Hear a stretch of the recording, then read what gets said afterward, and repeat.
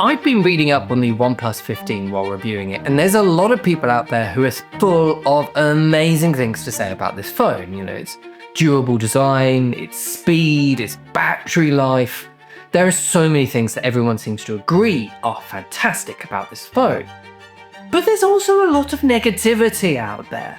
People talking about how it's OnePlus's fall from grace. It's one step forwards, two steps back, and even rumours that OnePlus are being closed down by their parent company. And I'm so confused, because from what I can see, OnePlus are hitting home run after home run. I am so impressed by the OnePlus 15. If you're new around here, hi, I'm Carl. I'm not some trendy tech YouTuber. I'm a very busy dad of young kids with a full-time job. I love tech, but I'm not that interested in the numbers or the tech specs. I'm interested in how it would actually slot into your life and the features you're going to actually use day to day. The first thing you notice on the OnePlus 15 is, of course, this physical design. In photos, it looks clean and modern. Some people say it looks a little bit boring, maybe, and I see that, but I quite like it. But then when you hold it in your hands, it is unlike any phone I've ever held. The material here on the back, it just feels completely different. It's hard to describe, actually. At first, I wasn't sure about it at all. I thought it felt almost recycled in some way, if that makes sense. But the more I used it, the more it has grown on me. And now I am definitely a convert. In fact, I think this is my favorite material I've ever seen on a phone, full stop. For one simple reason. It is both nice to look at and very, very practical. First, it's incredibly strong. It's incredibly strong. It shows barely any marks on it at all. I actually dropped it bare onto tiles and I got only a tiny mark on one of the corners. I could barely notice it. I can't even find it here while I'm talking to you. In fact, this material is so tough, it's actually been beating up anything else I put in my pockets next to it. These are some headphones I'm reviewing, for example, after only a couple of days in the same pocket as this phone. And on the very first day I had it, I made the mistake of putting it into the same pocket as I had my iPhone, and the iPhone didn't have a screen protector on. And boy, was that a mistake. I mean, look at this. It looks like I've taken a knife to my iPhone screen, while the OnePlus 15 didn't have a single scratch on it, by the way. It's also a lot less slippy than most other phones when you're using it caseless. If I try and use an iPhone or even a Pixel, for example, without a case, I'm constantly feeling like I'm going to drop it while I'm using it one-handed. Here, you get that much less. I mean, yes, a case would add a bit of grip, of course, but I would say this is the first phone I've ever used where I've just been completely comfortable using it day to day in normal life without having it in a case.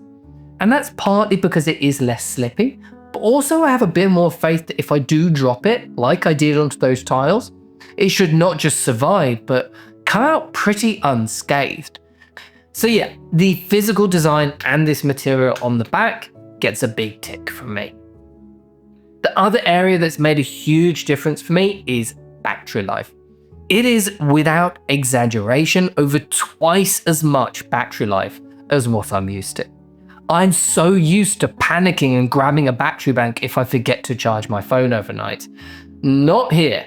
I actually did forget to charge it one night, and I woke up and it was on 67%. I probably could have forgotten to charge it the next night again, and it still would have been absolutely fine.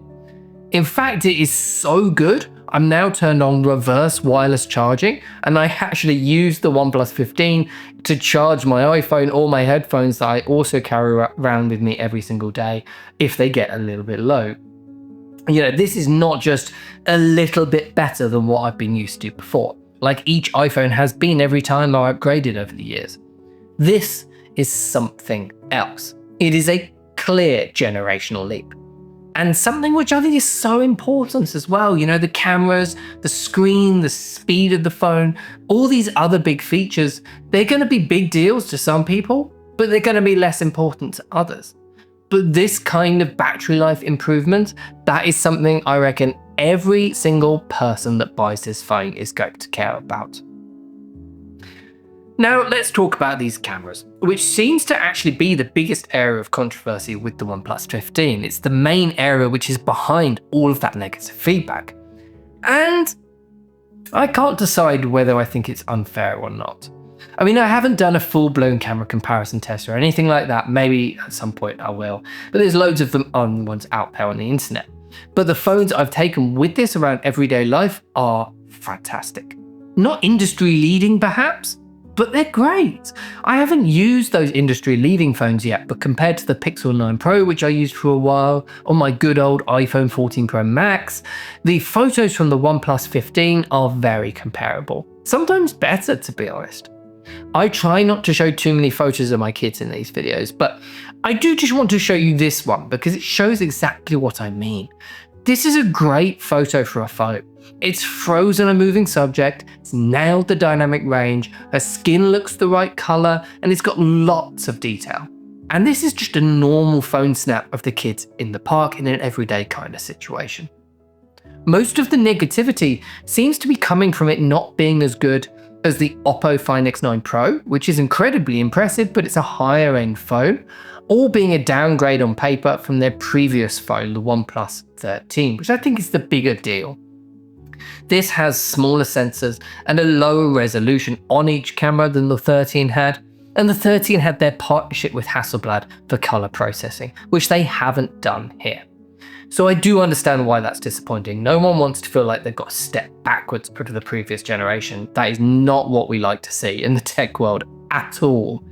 But you know, some of the press out there makes it sound like the cameras here are just awful and a huge disappointment overall, which they're not. For nearly everyone, these will be great photos, which they're going to be very happy with.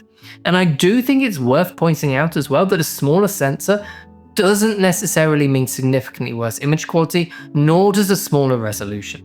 It's an indication, but so much of the phones and the images from smartphones nowadays is processing. And let's be honest, all smartphones have very small sensors in the world of image sensors. You know, the sensor on the professional full frame camera I'm using right now, for example, is bigger than the entire camera bump on one of these phones. It's easy with phones to get caught up in the numbers, but in real world use, I think most people would be very happy here. Even if there are a few more expensive phones out there which do have better cameras and might tempt a camera snob like myself.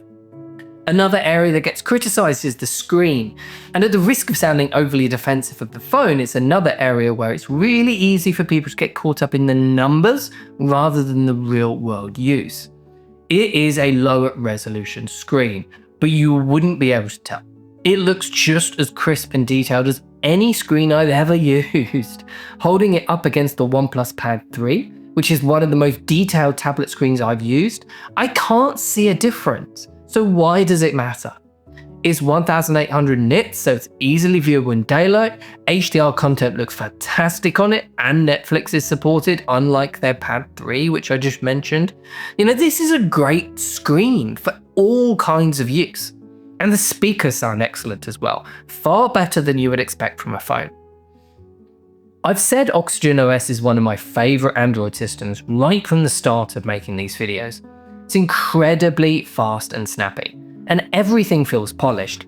I haven't noticed any bugs or questionable design choices like on some of the previous Android phones I've used. I love the little dock on the side, just like I loved on the Pad 3. It gives you a quick access to apps which suit little floating windows like a calculator, for example, for quick sums, or your music controls, as well as the file dock where you can just put things away to save them later so that you can reference them or share them whenever you need to, which is handy. One thing I haven't used much at all though is the shelf.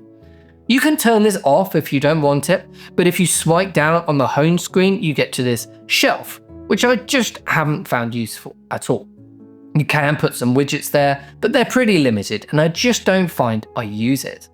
As well as this mind space thing, I don't even really understand this, to be honest. I also don't use it. I haven't found it useful.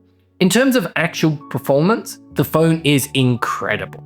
Now, I don't really game or do anything which would stress my phone out, to be honest, so the actual how fast the performance is not high on my list of key features. So I guess I am the wrong person there to evaluate it. But this has the highest end chip out there on the market, and it feels like it. It absolutely flies when you're using it day to day. And it's not just the processor that's fast, it's the animations. They're fast and smooth. It's the fingerprint reader, that's fast and smooth. The Face ID is fast. There's no debating that this is a very snappy feeling phone. Overall, I am really enjoying having the OnePlus 15 in my pocket. And like I said at the beginning, I really don't understand the bits of negative press I've seen out there. This is a fantastic phone. I would say it competes incredibly well with the flagships out there. I know the Oppo Find X9 Pro exists, which is basically the same phone but with slightly better cameras, and that is very much on my list to try and use. I imagine I'm going to really like that phone. But I still think the OnePlus 15 competes. The cameras are still excellent, even if those ones are slightly better. And everything else about the phone is pretty much unrivaled. So for the average person, this could well be the better choice considering it costs slightly less than the Oppo.